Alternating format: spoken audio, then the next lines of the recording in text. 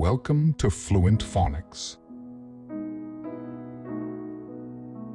Today we will learn how to pronounce the word flowering. Flowering. Flowering.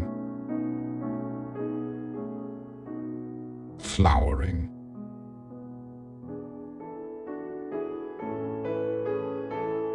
Here's an example of how one might use it in a sentence.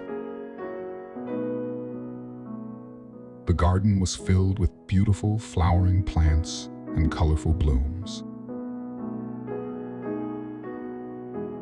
Flowering refers to the process of producing flowers, typically an indication of growth, development, and the reproductive phase of a plant's life cycle.